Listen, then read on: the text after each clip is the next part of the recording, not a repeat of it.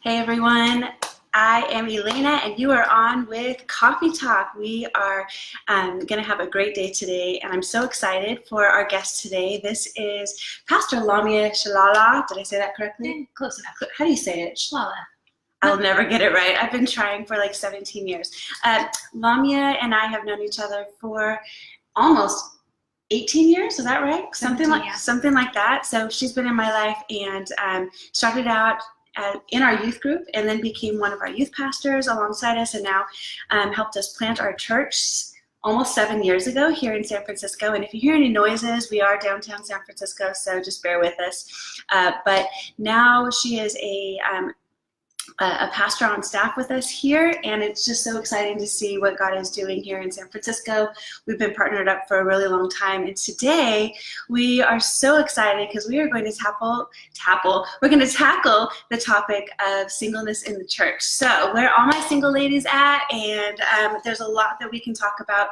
So just fair warning, we are only going to touch the surface of this topic because it's a really deep and wide topic. In fact, Lami and I have been talking about all the different aspects of this for years, and probably the last couple forever, right? Probably in just the last couple of years, though, we've taken a lot of effort and time to sit and to talk and to write things down and to research, because I don't think this topic is being talked about enough in the local church, and I don't believe it's being talked about in the most healthy of ways sometimes. So today we just want to talk about that a little bit and bring you in on some of the conversations. We've sat around my table or around a coffee table at a coffee shop and talked about this for a long time. So I am so excited about today. It's going to be so great. But first, I have a question for you, Lamia. How do you take your coffee? This is Coffee Talk. Yeah, we gotta talk about coffee. So I usually will do like an almond milk latte, anything I don't do real milk. So almond milk, flax milk has been my thing lately. So black with a little bit of flax milk. I know I'm a bit of a nerd in that sense. So that's usually what I do. Been doing less like it used to be when I first got to know you. It was all the as much sugar as possible because I didn't like the taste of coffee. Right, yeah. And then and that's when she was like 17. Yeah, so that's what you know how Pastor Elena was talking about last week about the whole drinking with a straw thing. Yeah, knew that very well. Always got you coffee with a straw. But now it's a little different. Don't need sugar, just pretty plain at times. So it's weird. It feels very adultish, right? I don't like it. I'm not really an adult. I'm too old to be an adult. Yes, you are. Wow. So Lamia, tell us just a little bit about you. I kind of gave them a rundown of kind of our history, but tell them just a little bit about you and kind of some of your passions. Just tell us who you are. Yeah. So like Pastor Elena said, I am the single chick Lebanese pastor here at City Life. And, single. It's shocking we're talking about singleness. And by the way, she is totally qualified to talk about everything, not just singleness, but we're going in on this because honestly, I got married at 21 and I don't think it's fair for me to bring up the topic with a bunch of other married chicks about singleness. So anyway, back to you. And it's just privileged to be part of everything that's been going on at City Life since day one. And I'm a huge nerd. So if you ever get to know me, I love science and board games, and it could be exploratorium, and we'll get really nerdy on you really quick. And that's just who I am. And I work outside of church, work in tech. So I get to geek out on things like that all the time. Yeah, and for many years, she was our personal assistant, executive assistant, office manager, business manager at the church for a long time. So this is a high capacity woman who always rises to the top. And I really want to speak to that today. I want to speak to the idea of people in their season of singleness, maybe talk about that topic as well, people calling it a season of singleness and what to do about that. I think a lot of times as a married woman, I've been married for almost 23 years, I'll have a conversation around this topic, and sometimes I say things that are completely off and wrong, and I don't mean to. And so I really do want us to be able to have the right language around this that brings strength and empowerment and really gives, I think, everybody in every season, not only the single season, which is sometimes is not a season. So tell me, just even on that topic, that's something that comes up, oh, it's just a season, you need to pray in this season. Yeah.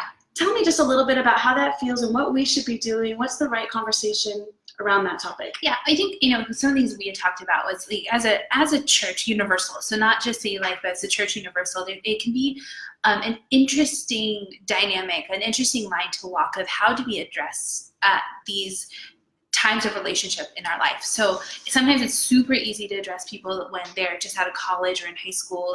We have that messaging pretty down packed as to how to deal with that. And then as you move past that in age, it can feel like this really weird, tricky topic to address.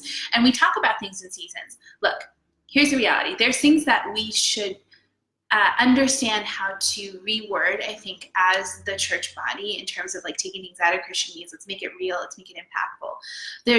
And that they're a little bit more real to people in this time of their life. There's also things that as single people, we need to just take a chill pill on and not get so offended by, and just understand that there's sometimes no words to describe these things. So the word season, I found that some people get really upset by that word because it's like, oh, this is just, because it feels very defining, which is I'm in my single season. When I leave my single season, I'm going to be in something else. And there could be no other thing happening at the same time. Or maybe like we're waiting for you to get out of this season. Yeah, like, oh, you're just in this place where it kind of feels like winter. When are you going to get out and grow up? And but I think the truth is that it is. I don't mind the word season. I actually like it because to me that means there's going to be something new that will come from this, and there's stuff that happens in the midst of a season.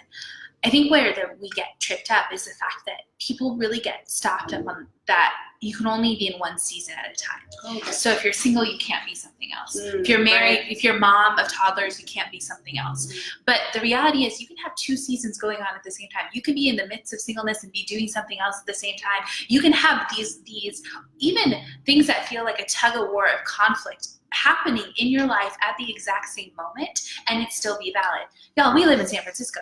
Have you ever taken a walk here when it is foggy in one neighborhood and then sunny in the other and then raining in the next and like hailing in the third and there's snow on the mountains? Right. And you're like, what is going on? Snow? Where's the snow? I want to know what's Sometimes. It's Juju phrase. But like there's all these things that's a reality of life, is that it isn't just one thing at one time. Or spring season, for example. Spring includes rain and sun and fog, and if you're on the East Coast, like my coworkers are, lots of snow, and these different moments that happen all in one season of time. And I think that term gets offended because you're like, oh, now I'm just kind of stuck in this place in this spot, and until I get over it or get past it, that I'm never going to be moved past a title. I don't think a season is a title. I think to me a season is hope. Because that means that, one, there's an end to it. If you want there to be an end to singleness, you can end there can be an end to it. And then there's hope of something going on in the meantime. In every season there is something happening. So you can move from one season of singleness to the other, right? A season of young singleness, a season of older, a season of, it's, to me, it's the dichotomy of being content and contending at the same time. Wow, that's great. You can be content with where you're at and yet still contend for the promises that God has for you. Whether that's your husband, whether that's your promise of a job, whether that's whatever that God has put as a promise in your heart, whether that's married and waiting for a kid, whether that's being an older married adult and waiting for your kids to grow up and get out of the house. Whatever that is, you can be content with where you're at and yet contend for the future. And it doesn't mean they have to be separate. You can do both and. And so I think that to me is what season represents. And that honestly, when we get offended at the season, it usually means because there's hurt or anxiety to move past it. Wow. And not because the word is necessarily wrong. And everybody individually has their own perspective on their season of singleness. But one of the things I've seen a lot is that the church kind of categorizes single people into right out of high school and young adult, and hey, young professionals. And if you're single, you almost always fall into the young professional category, even if you've moved past the age of a typical young professional thing. If you're single, the only thing that the church offers is a single ministry or a young professional ministry, and you're kind of lumped in, no matter your age, into these categories. And I think that's something we can do a lot better as a church, even as a single person not being invited into things because of their singleness. So talk a little bit about that. It feels very limiting in that sense. And I think that like I said, I think the church has an understanding of how to deal with someone, especially I'm going to just be totally brutally honest here, especially with women. I think it's very different for guys. Obviously, I don't have that perspective, but I found that it's very different for a male in single season. But for a woman, we're cool at about like 25. We got you. We understand. After 25, once you're 26, it's this. You almost feel sorry for you. Yeah. Then it's like, oh no, what's wrong? Oh no, what is God doing in your life? Okay, what is? And then we start to like over spiritualize some things that aren't necessarily God's spiritual. working on something in your Right. life. Like, And you then- must not be finished yet. Exactly. Then we start to give excuses for why God is waiting because, God must be working on something on you And is before that you can get married. You saying it, or is that other people telling you? Oh, other people telling me. This is what I've heard. Listen, I have heard everything, I think, in the book at this point in my life. I'm 34 years old. I have, never had kind of that serious relationship. And it's not like I'm not looking, but it just hasn't happened. And the amount of stuff that I've been told of like, oh, well, then maybe God is working on something in your life. Honestly, I think when we say that, it is not because of malice. I don't think people mean bad when they say that. What is happening though, in at least as I've heard it, is it tends to be like, well, there's something wrong with you that God needs to fix in order for him to be able to bring your husband because you're just not mature yet. And to be clear, we recognize that everybody has stuff that God is working on. Right. So it's not that, but That's the thing. why is that more serious than somebody else who's And I not think married? it discounts the fact of like God is of course God is working on something in my life, but God is working on something in all of our lives Yes. at all times. Exactly. You have not achieved the pinnacle of Christianity when you get You're married. I know a lot of immature people who got married. I know people who, and when it That was does, me. it discounts the fact of like, one, it discounts the fact that you grew after you got married, right? You and John, you guys grew together and in the things that God had for you. And then what it says to the single person when you say that is you can't, because we were at that place You where can't we got go and this. move So past that. no, you don't because have that. you haven't, you're just not ready Experience it. yet. Gosh, God must be wanting to do something. Yes, of course God wants to do something in my life, but that's not what's blocking whatever it is. Now, there are a million things that can block us from the promises of God, sin issues, but that kind of stuff in terms of like, let's just say that there are none of those big things going on. I think that there is a way to try and in some ways it's make the person who's saying it feel better because they don't know what to say, so they want to say something, and it tends to be, it's like what we tend to say to people who are grieving. We just don't really know what to say. Correct. Like, Yeah. God's got you, and God is big, and God is good, and it's like, And haven't we had so many of those conversations? I'm like, I don't know what else to tell you. Like, I'm kind of at my limit here on what to say. And so so there's that process of like being told that, I think we need to be cautious of how we address people who are in this time of their life. So the things that I've heard before is, maybe God is working on you. Maybe God is working on your husband. Both, yes, awesome, great, fantastic. Maybe he's just not there yet, or maybe he hasn't come about yet. And that's the point where I'm like, what does that mean? does that mean he's That not one, born is he yet? not That would saved be or is he weird. not born? If he's not born, y'all, I'm not waiting that long. That's gross. And then, or we do this, where we start to explain away. We start to, at least what I've heard is, well, Lamia, you're a pastor. I think that intimidates guys. Or why don't you just not stand in the front at church because it could be really intimidating if you're up front and you're trying to lead as a woman. Now, I've heard this from people who are in the church, leaders in the church, not because they didn't believe in my leadership skills, They but they were wanted you to get trying married. they were trying, and what I've had to respond back is, and I think this is something we have to understand, is one, I know who I am in Christ. I know who I'm called to be, and that's the most important thing, married or not. I need to know who Because I that doesn't am. change once you get married. Exactly. Honestly, who you are.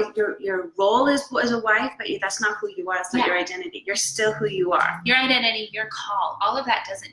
First of all, it doesn't all of a sudden appear once you get married, where it's like, oh look, we got our Crate and Barrel gift and my identity. Like that's not how it works. My calling, it was always there. There it is. Yeah. No, it doesn't. That doesn't change. So I get that. So I've had to tell people, well, I know who I am. I know who God has called me to be. I know the call that I have in my life.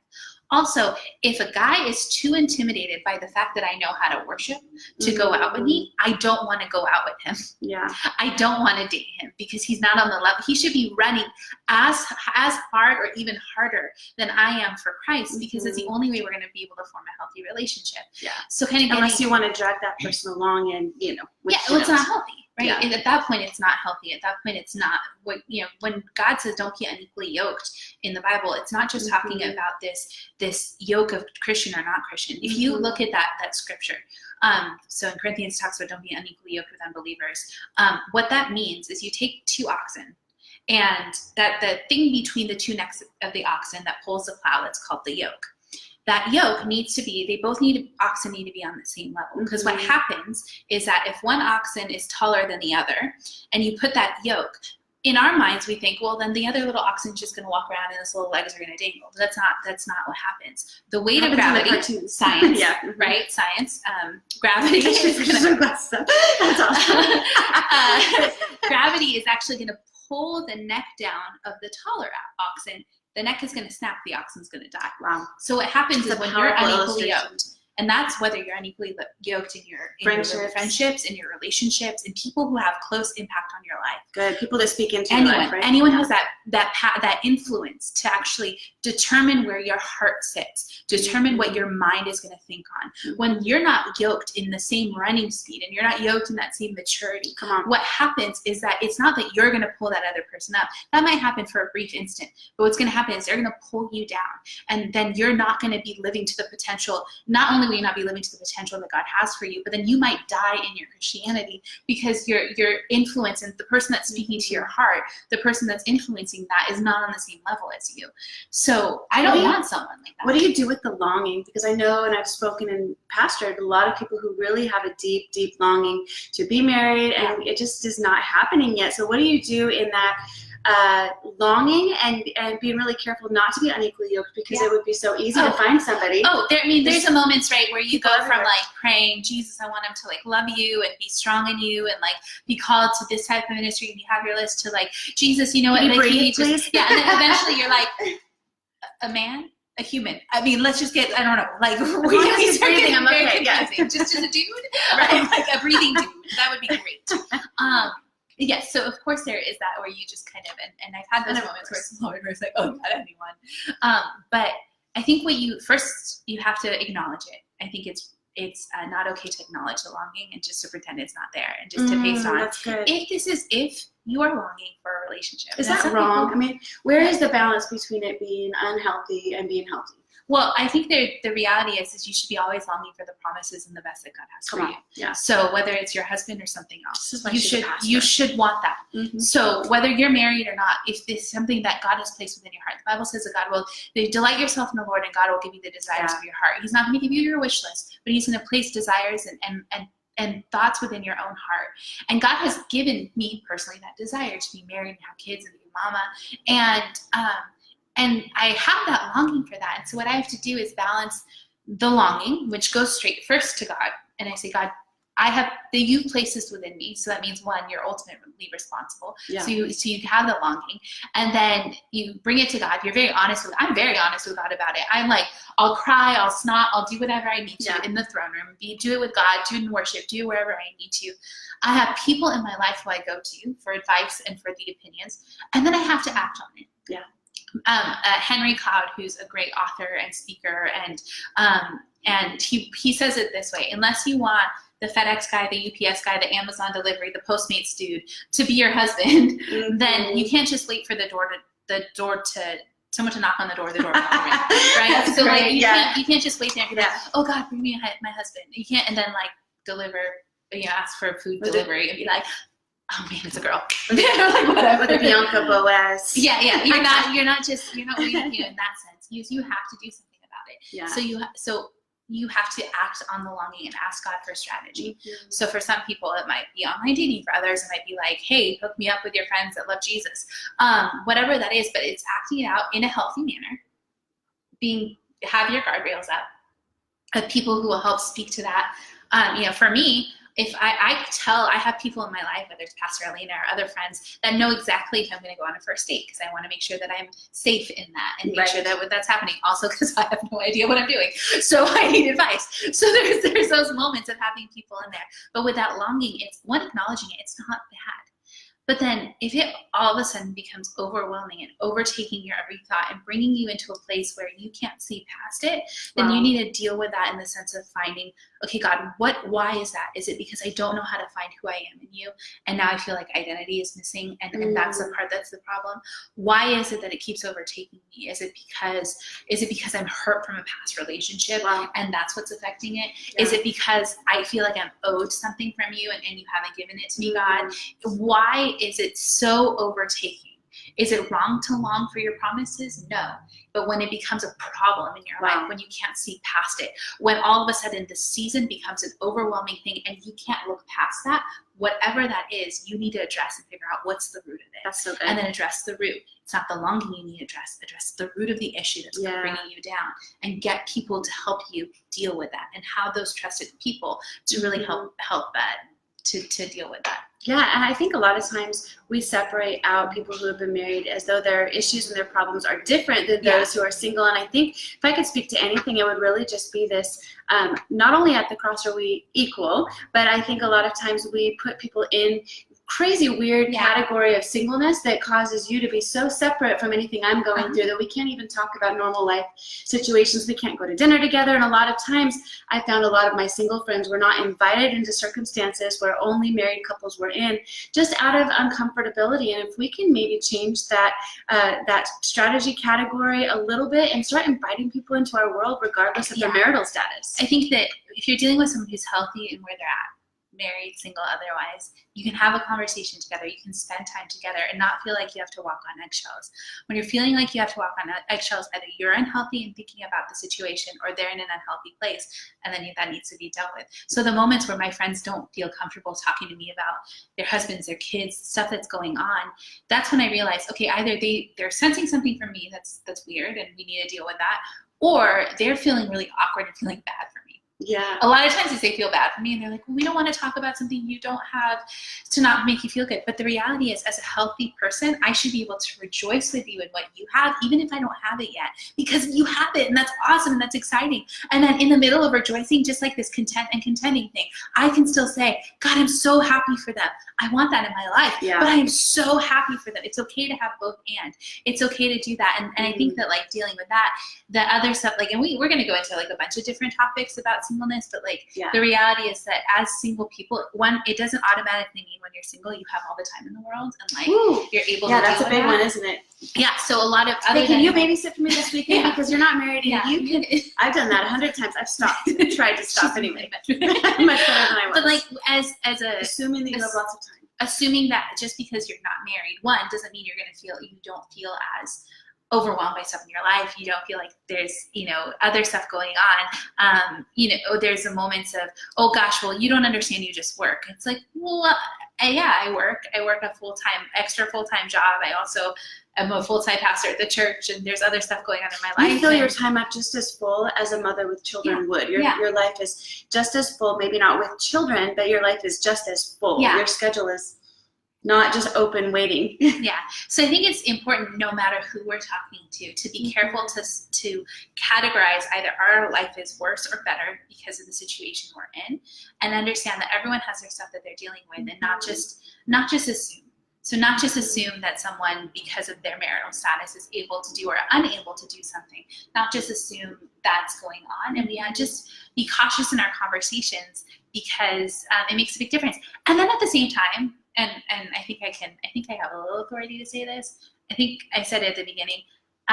As single people, y'all, we need to chill. We need to be way more chill about things that get said about, and have a sense of humor about our situation. This was really hard for me. I used to get really upset, like when people would make jokes from the pulpit about being single, or I'd get teased about liking someone. Who? I don't know. Who would tease me about that? Youth pastors. I don't even normal. Come on. But that's the thing. It's truly normal. Because I was at a place of unhealthiness with this situation, I got upset.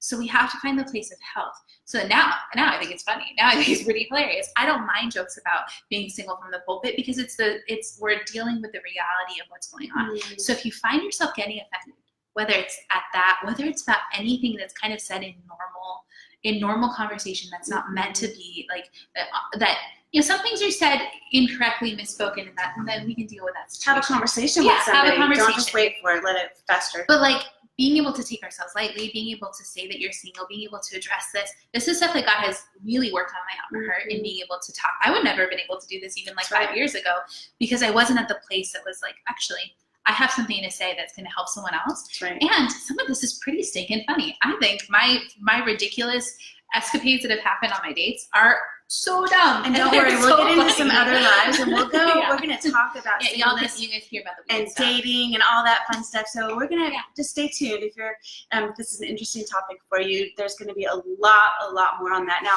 I'm gonna close us out with this, and I feel like we could probably talk for another 3 or 4 hours just on this topic alone. Yeah, we have like 17 years of conversation right? to catch everyone up on. Yeah. So I know we didn't cover everything. If there's something about the topic of singleness from your perspective, we'd love to hear about it. We'd love to hear your questions, things that maybe you struggle with. Feel free to private message us so that it doesn't go public if you want. But we would really like to dive into this topic because, again, like I said, I don't think it's being spoken enough about in a healthy way from the church pulpit, you know. And so I want to take this moment as a pastor just to let you know, if you're single and you're a chick, we believe in you. We also believe that you are called and anointed right now. Yes. Right now in this season. No, but in it, exactly. There's a place for you. There is a place for you in the body of Christ. Jesus was single. Paul was single, and nobody looks at their life and says they were unqualified for what they did. And I think we need to be really careful when we really qualify people based on their singleness or not. And I just wanted to put that out there, that there's a lot more, you know, biblical stance that we can go into, a lot more women in the church and in leadership, and we will go into those things in depth a little bit later. But what a privilege we have at City Life here to have Lamia part of our team and leading. And as you can see, she is a worthy pastor, very knowledgeable, and so much fun to hang out with. So if you don't know her, find her name below, befriend her, get to know her. Now, she's not on Facebook a lot, but come and find her at City Life. If you want to date her, you need to go through me first. But I will be screening all applications, but please tell everybody you know, tell your neighbor, your cousin, whatever. We're looking. As long as they love Jesus. I've not gotten to that point of just breathing. So No. Anyway, I think it's okay for you to have fun conversations, though, with each other about your season of singleness, and really about how to see God working. And I believe every person, no matter married, unmarried, young, old, I believe that God has a plan for your life right now. He's not waiting for the next season of your life to do something big. He wants to use you exactly where you're at. So I'm excited to dive into this topic more, and I hope this blessed you today, and we'd love to hear from you. Thank you so much for joining us today, Lamia. We love you guys. Have a great week.